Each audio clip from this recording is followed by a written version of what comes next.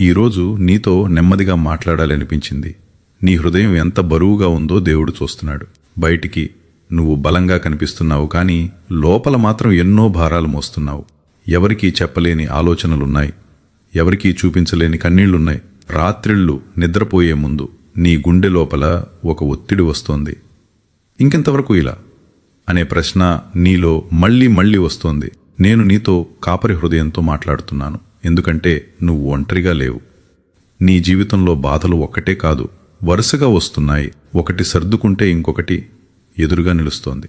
కుటుంబంలో మాటలు కలిసిపోవడం లేదు, ఆర్థికంగా ఒత్తిడి పెరిగింది, పనిచేసే చోట గౌరవం తగ్గినట్టు అనిపిస్తోంది, ఆరోగ్యం కూడా కొంచెం కొంచెంగా బలహీనమవుతోంది. ప్రార్థిస్తున్నావు, కానీ సమాధానం ఆలస్యమవుతోంది.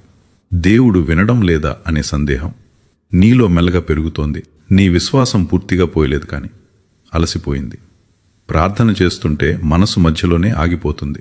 బైబిల్ తెరిస్తే చదువుతావు, కానీ లోపలికి దిగడం లేదు. కొన్నిసార్లు నిశ్శబ్దం చాలా గట్టిగా అనిపిస్తుంది. దేవుడు దగ్గరగా లేడేమో అనిపించే రోజులు కూడా వచ్చాయి. నువ్వు చేసిన తప్పులు గుర్తుకొస్తున్నాయి.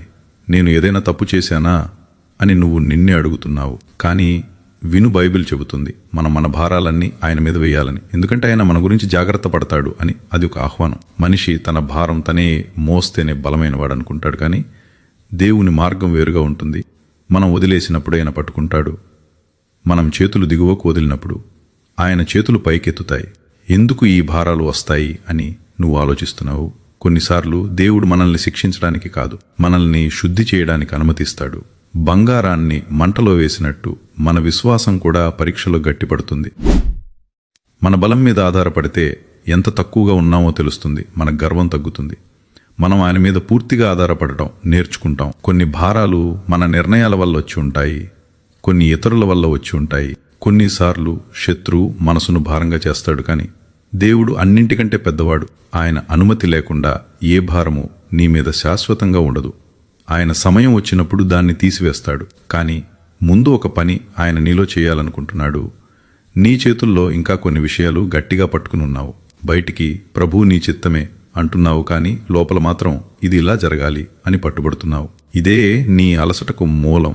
పూర్తిగా వదిలేయడం అంటే భయంగా అనిపిస్తోంది. వదిలేస్తే నేను పడిపోతానేమో అనిపిస్తోంది, కానీ దేవుని వాక్యం చెబుతుంది ఆయన నిన్ను నిలబెడతాడు అని. ఇప్పుడే ఒక మలుపు దగ్గర నువ్వు నిలబడి ఉన్నావు. ఒకవైపు నీ బలం, నీ ప్రయత్నం, నీ నియంత్రణ. ఇంకొక వైపు దేవుని చేతులు. నువ్వు ఎంచుకోవాలి. నీ భారం నీ దగ్గర ఉంచుకుంటావా, లేక ఆయన మీద వేస్తావా? ఇదే ఆ కీలక సమయం. ఇక్కడే నీ జీవితంలో మార్పు మొదలవుతుంది. ఇక్కడే నేను ఈ భాగాన్ని ఆపుతున్నాను, ఎందుకంటే ఇప్పుడు నీ హృదయం ఒక నిర్ణయం తీసుకునే స్థితిలో ఉంది. నీలో నువ్వు నిజంగా ఏమి పట్టుకుని ఉన్నావో ఆలోచించాలి. అదే మనం తరువాతి భాగంలో కొనసాగిద్దాం. ఇప్పుడే మనం ఆగిన చోటు గుర్తుపెట్టుకో. ఒకవైపు నీ చేతుల్లో గట్టిగా పట్టుకున్న భారాలు, ఇంకొక వైపు దేవుని చాచిన చేతులు. ఇది చిన్న విషయం కాదు, ఇది నీ జీవిత దిశను మార్చే విషయం. ఎందుకంటే వదలడం అంటే ఓడిపోవడం కాదు. వదలడం అంటే నమ్మకం. నీ చేతుల్లో ఉంచుకుంటే అది నీ శక్తికి పరిమితం అవుతుంది. ఆయన చేతుల్లో పెట్టితే అది ఆయన శక్తికి వెళ్తుంది. ఈ తేడా చిన్నది కాదు, జీవితం మొత్తం మారే తేడా. బైబిల్లో ఒక మాట ఉంది, కష్టపడి భారంగా మోసేవారిని ఆయన తన దగ్గరకు రమ్మని పిలిచాడు, విశ్రాంతి ఇస్తానని చెప్పాడు. అది కేవలం శరీర విశ్రాంతి కాదు, మనసుకు విశ్రాంతి. నువ్వు ఇప్పుడు అలసింది శరీరం కాదు, నీ లోపలి మనసు. ఎవరికి అర్థం కాని ఆ అంతరంగ భారమే నిన్ను కుంగదీస్తోంది. బయటికి అన్నీ బాగానే ఉన్నట్టు కనిపించినా లోపల మాత్రం ముక్కలు ముక్కలై ఉంది. నువ్వు ఒక విషయం గమనించాలి, దేవుడు నీ భారాన్ని ఒక్కసారిగా తీసేయకుండా ముందుగా నిన్ను బలపరుస్తాడు. ఎందుకంటే ఆయన పని కేవలం సమస్య తొలగించడం కాదు, మనిషిని మార్చడం. నీ విశ్వాసం లోతుగా కావాలి, నీ ప్రార్థన నిజంగా కావాలి, నీ ఆధారపడటం పూర్తిగా కావాలి. అప్పుడు భారాలున్నా నువ్వు కూలిపోవు. చాలాసార్లు మనం సమస్య పోవాలని మాత్రమే ప్రార్థిస్తాం, కానీ దేవుడు మనము ఆయనకి దగ్గర కావాలని చూస్తాడు. కష్టంలో మనం ఎక్కువగా ప్రార్థిస్తాం, బాధలో మనం నిజంగా మొక్కుతాం, ఒంటరితనంలో మనం ఆయన సన్నిధిని వెతుకుతాం. అందుకే కొన్నిసార్లు ఆయన అనుమతిస్తాడు. మనం నేర్చుకోవడానికి ఇది శిక్ష కాదు, ఇది శిక్షణ. ఇప్పుడు ఒక నిజం చెబుతాను, నీ భారం కంటే పెద్దది దేవుని కృప, నీ తప్పు కంటే పెద్దది ఆయన క్షమ, నీ బలహీనత కంటే పెద్దది ఆయన బలం. నువ్వు కూలిపోతానని అనుకున్న చోట ఆయన నిలబెడతాడు, నువ్వు అయిపోయానని అనుకున్న చోట ఆయన మొదలు పెడతాడు. ఇదే ఆయన స్వభావం. కానీ ఇక్కడ నీ పాత్ర ఉంది. మొదటిగా నీ హృదయం నిజాయితీగా ఉండాలి. ప్రభూ, నేను అలసిపోయాను అని ఒప్పుకోవాలి. నీ బాధలను దాచుకోకూడదు, నీ భయాలను దాచుకోకూడదు. ఆయన ముందు సూటిగా చెప్పాలి. ఎందుకంటే ఆయనకు తెలిసిన విషయాన్ని నువ్వు దాచలేవు. రెండవది చిన్న చిన్న విధేయత. ప్రతిరోజు కొద్దిసేపు ఆయనతో మాట్లాడడం. బైబిల్ ఓపెన్ చేసి ఒక భాగం చదివి దానిపై ఆలోచించడం. నువ్వు చేయలేనిది ఆయనకు అప్పగించడం, నువ్వు అర్థం చేసుకోలేనిది ఆయనకు వదిలేయడం. ఇది పెద్ద పెద్ద ఆధ్యాత్మిక పని కాదు, ఇది రోజువారీ విశ్వాసం. మూడవది, మనసులో ఉన్న క్షమించని విషయాలు వదలడం. కొన్ని భారాలు మనం పట్టుకున్న కోపం వల్ల వస్తాయి, కొన్ని బాధలు మనం వదలని పగ వల్ల పెరుగుతాయి. నువ్వు క్షమించినప్పుడు నీలో బరువు తక్కువ అవుతుంది. దేవుడు నీకు క్షమించినట్టు నువ్వు కూడా క్షమించాలి. అప్పుడు నీ హృదయం తేలికవుతుంది. ఇంకో విషయం గుర్తుపెట్టుకో, దేవుడు ఆలస్యం చేస్తాడు కానీ వదిలిపెట్టడు. నిశ్శబ్దంగా ఉంటాడు కానీ పని చేయకుండా ఉండడు. నీకు కనిపించకపోయినా ఆయన కదులుతున్నాడు. నీ భవిష్యత్తు కోసం మార్గాలు సిద్ధం చేస్తున్నాడు. నువ్వు ఊహించని తలుపులు తెరవడానికి సమయం సిద్ధం చేస్తున్నాడు. ఇప్పుడు నీలో ఒక చిన్న వెలుగు మొదలైంది. ముందెప్పుడూ లేని ఒక నిశ్చయం లోపల కదులుతోంది. నేను ఒంటరిగా లేను అనే భావన మెల్లగా వస్తోంది. ఇదే ఆ మార్పు మొదలు. ఇంకా పూర్తిగా రాలేదు కానీ దారి కనిపించడం మొదలైంది. ఈ వెలుగు పెరగాలి. ఇక్కడ మనం మరో మలుపు దగ్గరకు వచ్చాం.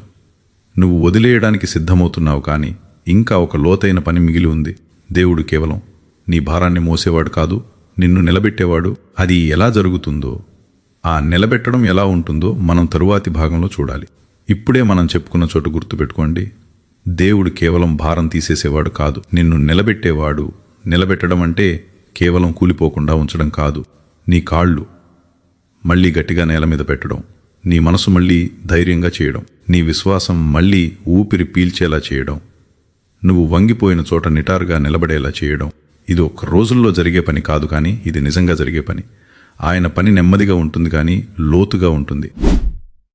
నువ్వు గమనిస్తావు, కొన్ని రోజుల తరువాత అదే సమస్యలున్నా నీ హృదయం అంతగా కదలదు. ముందెప్పుడో నిన్ను కుదిపేసిన మాటలు ఇప్పుడంత ప్రభావం చూపవు. ఎందుకంటే లోపల ఒక బలం పెరుగుతోంది. అది నీ బలం కాదు, అది ఆయన బలం. నువ్వు ప్రతిరోజు కొద్దిగా వదులుతున్నావు, ఆయన ప్రతిరోజు కొద్దిగా పట్టుకుంటున్నాడు. ఇదే ఆ మార్పు రహస్యం.